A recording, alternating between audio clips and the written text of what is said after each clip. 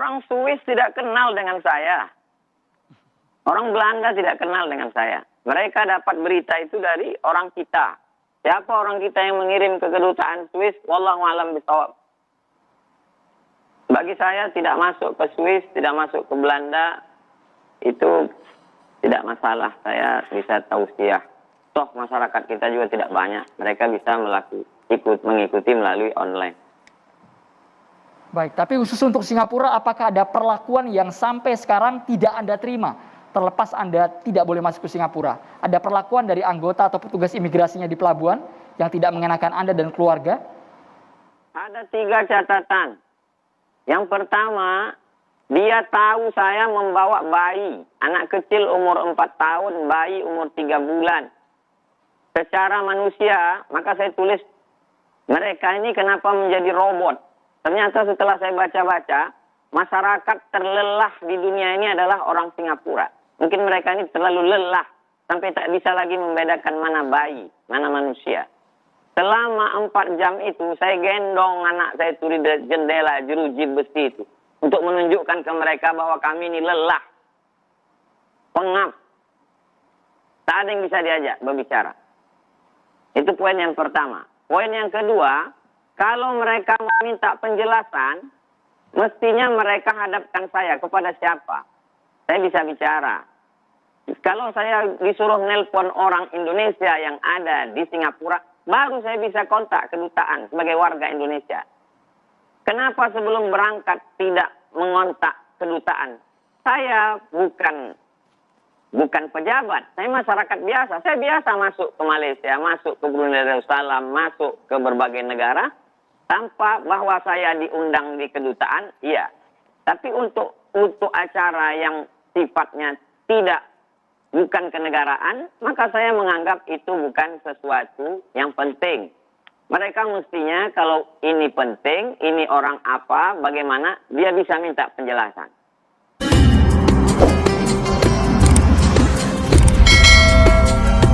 Assalamualaikum warahmatullahi wabarakatuh. Waalaikumsalam. Alhamdulillah wassalatu wassalamu ala Rasulillah wa ala alihi wa sahbihi wa man tabi'ahu wa mawalah. Yang saya hormati host beserta seluruh narasumber yang tak dapat saya sebutkan satu persatu. Saya naik feri sampai ke Tanah Merah pada pukul 14.30 waktu Singapura. Jam saya masih jam Indonesia, jam 13.30. Kemudian kami pun masuk ke dalam 3 antrian. Saya semuanya berjumlah 7 orang. Saya paling pinggir kanan. Lalu kemudian sahabat saya dengan istrinya dengan 2 anaknya 4 orang lewat. Dengan scan paspor dan cap 2 jempol dia sudah lewat, sudah keluar. Lalu mengambil koper, disusul oleh anak dan istri saya juga lewat. Mereka sama-sama mengambil koper dan mereka menunggu saya. Jarak dari saya ke mereka itu lebih kurang 20 meter. Lalu kemudian mereka menunggu saya dan saya pun juga demikian. Setelah scan paspor, kemudian cap jempol, dan saya akan berjalan menuju mereka, barulah kemudian saya ditarik. Itu bisa dilihat di kamera CCTV imigrasi. Bisa dicek dari jam 14.40 sampai jam 18.30. Jam 14.30 sampai jam 18.30. Selama 4 jam di sana apa saja kegiatan kami, karena banyak sekali kamera CCTV-nya. Jadi bahwa kami sudah lewat, sudah masuk. Seandainya itu keluarga saya, anak istri dan sahabat saya itu pergi, itu sudah ke hotel, sudah kemana-mana. Sesuai dengan rencana perjalanan, akan menuju hotel, akan ke Masjid Sultan, akan menginap, jalan-jalan dan lain sebagainya. Karena hanya 1 malam saja. Jadi, kalau dikatakan apakah deportasi atau tidak dapat izin masuk, saya katakan sudah masuk. Lalu kemudian tentang kenapa tidak bisa berkomunikasi selama saya tertahan. Karena di situ no phone, no picture, no camera. Ada 3 tulisan yang tidak bisa digunakan alat komunikasi sama sekali. Jangankan untuk menggunakan alat komunikasi, saya membawa tas istri saya. Karena istri saya menggendong anak saya bawa tasnya. Di dalam tuh alat-alat bayi. Saya katakan ini tas saya ini mau saya kasih ke istri saya. Dia tidak kasih. Jadi itu tas tetap bersama saya.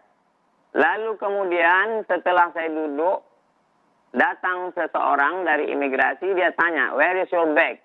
My bag over there. Bag saya di sana. Lalu dia tanya, this bag, my wife's bag. Ini istri saya punya, alat-alat bayi. Lalu kemudian dia datangi, setelah mereka di sana 1 jam lebih kurang. Karena mereka tinggal menunggu saya. Artinya keluarga rombongan ini sudah masuk selama 1 jam di Singapura. Sudah dapat izin masuk. Barulah mereka ini datang menjemput, ditariknya semua, masuk lagi, dipisah. Saya di ruangan yang kecil, 6 keluarga ini berada di ruang yang besar. Lalu kemudian akhirnya kami setelah beberapa saat disatukan lagi, barulah pulang dengan feri terakhir. Ini tentang mengapa tidak menghubungi. Kenapa saya tidak menghubungi MUIS? Karena kedatangan saya bukan untuk tablik akbar, bukan untuk pengajian. Saya hanya datang untuk jalan-jalan liburan 2 hari, karena kebetulan holiday. Dan inilah masanya, dan saya pernah ke Singapura pada tahun 2012, pada tahun 2017 sebelum ke Mesir, saya masuk Singapura. Tentang masalah saya Ketua HTI Pekanbaru, itu dulu sudah diklarifikasi bahwa itu berita hoax. Jadi sangat disayangkan orang kenapa bisa menelan berita mentah-mentah. Saya tidak terikat terafiliasi dengan HTI, dengan aliran-aliran apapun. Saya murni Muslim scholar. Saya sarjana Muslim, pendidik, pengajar, dosen, visiting profesor, pimpinan tahfiz Quran. Ini 3 poin yang perlu saya klarifikasi, saya jelaskan. Adapun yang ingin saya sampaikan pada kesempatan kali ini adalah bahwa kita sebagai negara yang bertetangga, yang berdekatan, saya masuk ke Malaysia setahun 2 kali. Saya ke Brunei Darussalam memang saya tercatat sebagai visiting profesor di Universitas Islam Sultan Syarif Ali.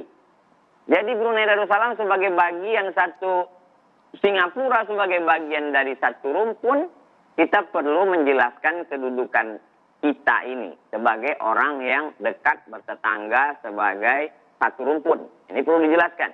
Kemudian kedaulatan negara, bahwa mereka punya hak untuk menerima atau menolak, tapi kita juga punya harga diri, punya kedaulatan untuk menjelaskan, untuk meminta penjelasan. Saya pernah dideportasi di Timor Leste. Saya sudah punya program perjalanan, akan ketemu dengan uskup, akan ketemu dengan Pak Sanana Gusmau. Sudah disepakati 3 programnya. Tablik akbar, setelah itu saya masuk NTT pada 2018 akhir. Lalu kemudian saya tidak masuk. Saya tanya orang imigrasi, kenapa saya tidak diizinkan masuk?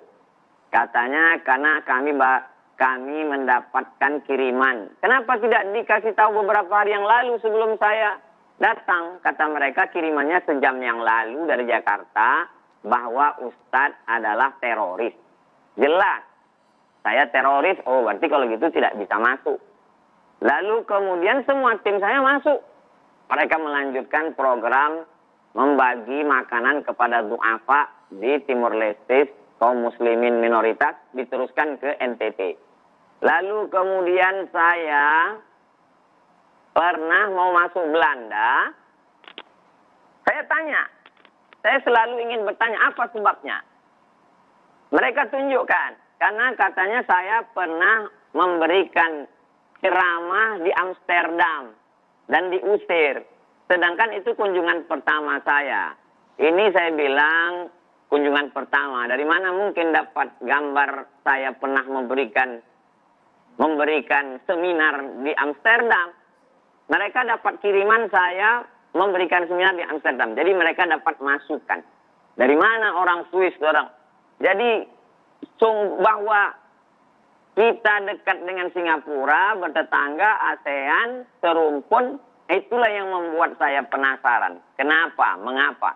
Kalau hanya sekedar karena tidak memenuhi syarat, jawaban amat sangat umum.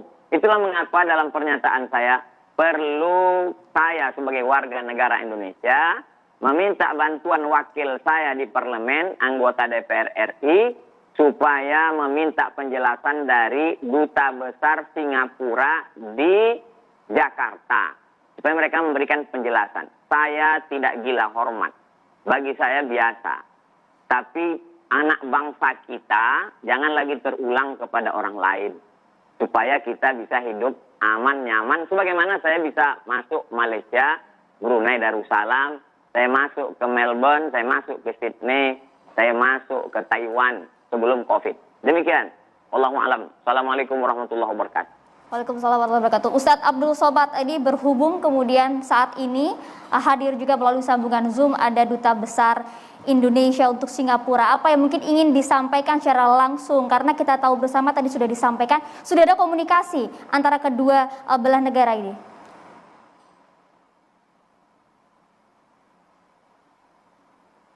Silakan Ustadz. Silakan Ustadz Abdul Somad ingin bertanya langsung kepada Dubes Indonesia untuk Singapura agar makin jelas ini kasusnya. Dari pernyataan Pak Tommy hanya bertanya kepada ICA, Immigration and Checkpoint Authority, lalu mereka memberikan penjelasan. Penjelasan itulah yang disampaikan Pak Tommy.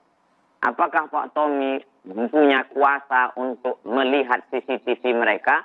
Itu saya tidak tahu sejauh mana kekuasaan Duta Besar Republik Indonesia di Singapura. Makanya saya tidak ada menyinggung Duta Besar Indonesia di Singapura. Saya meminta DPR RI meminta penjelasan dari Duta Besar Singapura di Jakarta.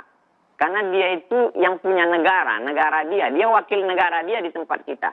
Dia menunjukkan bahwa saya bukan tidak diizinkan masuk. Kunci satu-satunya adalah CCTV. Apakah ICA itu berbohong atau saya yang berbohong? Kuncinya ada di kamera CCTV ICA. Demikian, wallahu a'lam.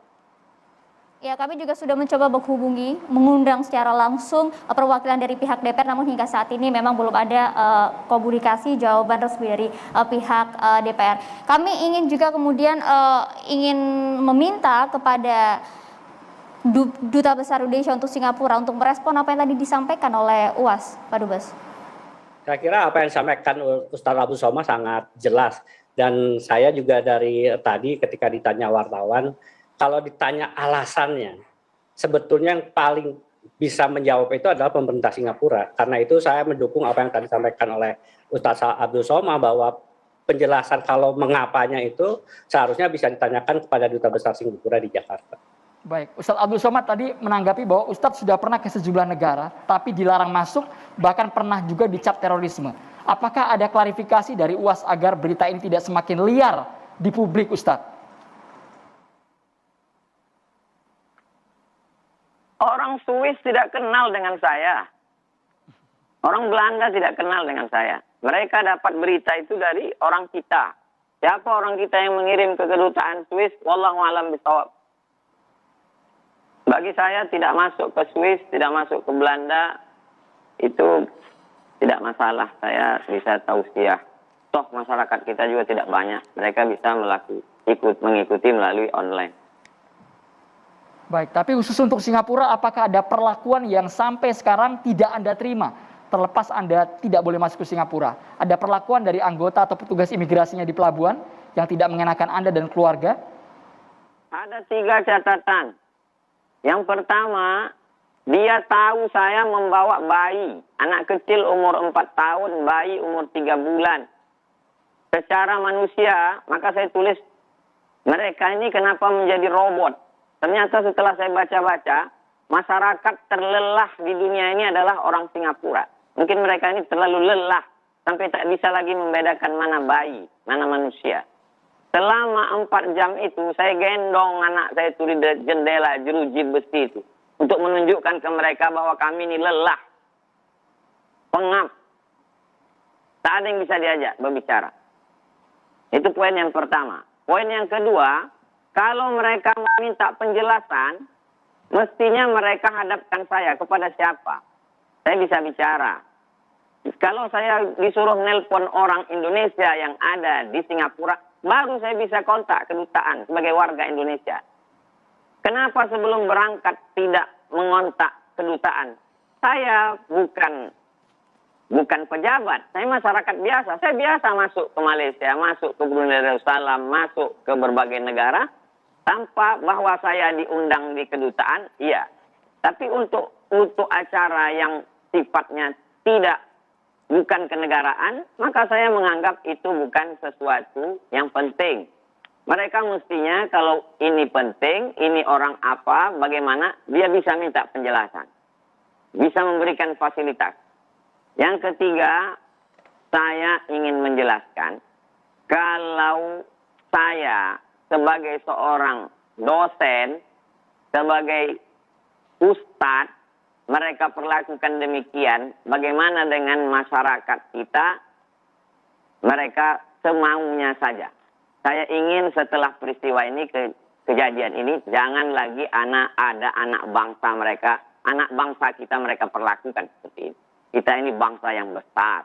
Kita ini bangsa yang bermartabat, terhormat. Kembalilah kita membaca sejarah.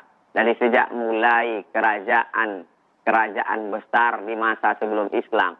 Dari Majapahit sampai kerajaan Demak, sampai kerajaan-kerajaan Melayu, kita selalu menjadi leader pemimpin. Zaman dulu kita adalah macannya Asia. Bukan berarti ingin menakut-nakuti orang, tapi paling tidak kita saling menghormati. Bahwa tamu juga ada haknya. Sebagai manusia, sebagai bangsa yang bermartabat. Demikian, Wallahu a'lam. Ya, Ustadz Abdul Somad, berdasarkan pengalaman Anda ditolak di sejumlah negara untuk masuk ke negara-negara tersebut, apakah perlakuan yang Anda terima di Singapura ini juga sempat Anda rasakan di negara-negara lain?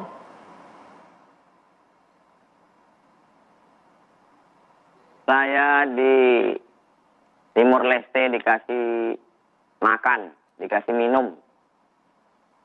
Saya di Swiss tidak lama. Begitu sampai, langsung mereka kasih stempel, langsung naik pesawat yang membawa itu juga langsung pulang. Tak terlalu berbelit-belit. Saya tidak menyangka bahwa negara yang sedekat itu, yang sama dengan kita, dibuka biji mata kita dari Riau ini nampak Singapura. Kenapa dia memperlakukan kita seperti itu? Baik Ustadz, di sini ada Prof. Irfan Idris yang ingin bertanya langsung. Silakan Prof. Irfan Idris. Baik, Ustadz Samad dan Bapak Duta Besar Singapura, Duta Besar Indonesia di Singapura. Ya, sebagaimana dijelaskan tadi bahwasanya melindungi segenap bangsa Indonesia dan seluruh tumpah darah Indonesia, itu merupakan langkah diplomatik yang sudah direalisasikan oleh Bapak Duta Besar kita di Singapura. Namun demikian, agar tidak masuk angin dan tidak muncul spekulasi-spekulasi yang lain di luar dugaan kita, mungkin kita menunggu konfirmasi pasti dan jelas dari Bapak Dubes berapa lama kira-kira nota diplomatik ini akan dibalas untuk menjawab not eligible tadi itu, karena pertanyaan kita semuanya sama ini. Apa jawaban dari not eligible itu? Saya kira demikian. Bisa langsung dijawab Pak Dubes? Ya, kalau surat tadi sudah kami kirimkan, sekali lagi kami tentunya memahami ASEAN di Singapura berada di bawah Kementerian Dalam Negeri. Tentunya dari Kementerian Luar Negeri akan berkomunikasi dengan Menteri Dalam Negerinya untuk mendapatkan penjelasan resmi dari ASEAN. Apalagi tadi Ustadz sudah menyampaikan sebetulnya ada rekaman videonya yang bisa dijadikan acuan, dan tentunya baru kemudian jawaban itu akan disampaikan Kementerian Luar Negeri kepada kami. Jadi sekali lagi kami sudah mengirimkan surat dan kami menunggu jawaban dari pihak pemerintah Singapura. Baik, Ustadz Abdul Somad, singkat saja, apakah setelah kejadian ini Anda tidak akan pernah lagi datang ke Singapura, kapok seperti itu, diperlakukan seperti kemarin tanggal 16 Mei? Saya punya ibu saya punya ayah, itu kakaknya di Singapura. Jadi Singapura itu bagi kami orang Melayu adalah tanah Melayu. Kerajaan namanya sebelum pecah, hancur, lalu pindah menjadi Kerajaan Tomasek Jadi bagi kami orang Riau ke Singapura itu adalah ke negeri kami. Jadi kalau hanya karena pemerintah Singapura saya tobat untuk datang ke Singapura, bagaimana mungkin saya tidak menginjakkan kaki saya ke tempat nenek moyang kami? Kami masih serumput, masih suku. Saya pun datang mau menunjukkan ke anak saya, ke keponakan saya, inilah masjid orang Melayu di Kerajaan Tumasik. Akhirnya Kerajaan Tumasik hancur, lalu kemudian pindah ke suatu tempat yang disebut dengan Malaka. Akhirnya Malaka hancur, pecah menjadi Johor. Salah satu dari pecahan Johor itu adalah Siak Seri Indrapura. Kami di Riau, rumpun kami. Saya akan datang. Kalau masyarakat mengundang saya, tausiah, saya akan datang. Saya akan urus ke MUIS, Majelis Ulama Islam Singapura. Saya ketika kuliah di Malaysia, satu kelas dengan orang Singapura. Sama-sama satu kelas, sahabat saya. Dia kerjanya mengawas makanan halal di tempat potong ayam. Sama-sama S2 di Universiti Kebangsaan Malaysia. Saya akan jenguk sahabat saya, kawan saya. Tapi ini masalahnya kan saya bukan mau tausiah. Saya datang ini mau jalan-jalan. Kenapa mereka perlakukan demikian? Demikian. Baik. Baiklah Ustadz, kami juga ingin dengar nanti respon dari beberapa narasumber kami yang juga hadir secara langsung di studio ini. Tapi kita tahan dulu, kami akan kembali untuk Anda sesaat lagi.